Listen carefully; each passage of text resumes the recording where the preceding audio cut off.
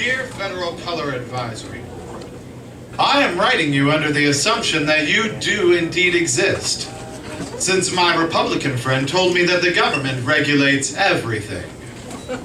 I, however, hesitate to use the term regulate, since it's become painfully obvious that you have been shirking your responsibilities.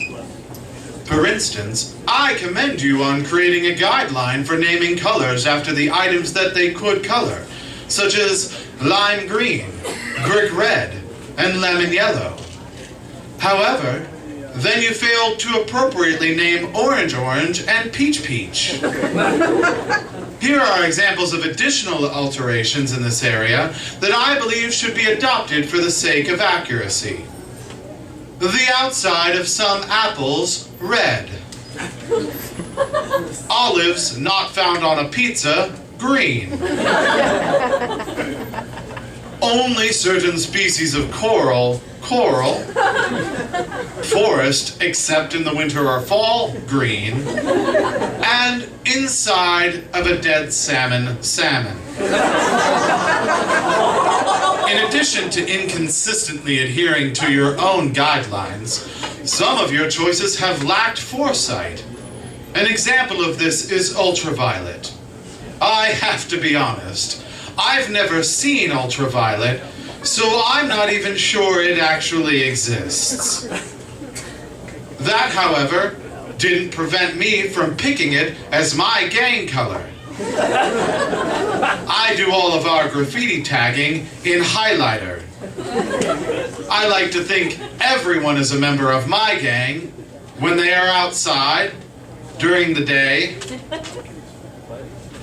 My point is, ultraviolet, although a remarkable name, is terribly short-sighted. What if you end up discovering an even better violet? What will you name it? Awesome Violet? Wicked Cool Violet? Ichabod Violet? Although I am partial to the latter option, it still doesn't quite hold the power that ultraviolet does. Granted, I am not a color scientist, so I'm just going to have to assume that ultraviolet is pretty goddamn impressive. Next time, I just ask that you leave room for improvement, like with the coy yet meek infrared. I actually ordered both an ultraviolet and infrared crayon from Crayola. They sent me suntan colored crayons and a puddle of melted wax. I was both impressed and disturbed by their creativity, which is a good sign, since for a while it seemed like all they were doing is creating raw and burnt versions of colors. Not a single person has yet to tell me what an umber or sienna is, nor why we are cooking them. To help spur on color innovation, I decided to do my civic duty and suggest some new options which could push the color world forward. Do you have a pen and paper ready? Oh, then I'll wait.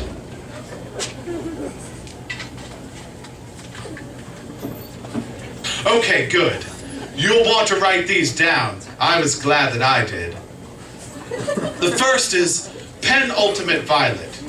It is equal parts ultraviolet and regular violet. Ironic blue. It's red. Colorblind red. It's green. Michael Jackson black. It's a black crayon that slowly becomes a white crayon. Republican red. It starts out white. That's it. Socialist green. It's like regular green, except only half of the crayon. The other half goes to someone with less crayons. Menstrual red. It's white for 3 weeks, and then on the 4th week, it's his fault. Finally, evolutionary yellow. It's a yellow crayon that slowly over time becomes a blue crayon, but devout Christians can't see it. Your welcome. Included in this email is a link to my PayPal account for my consulting fee.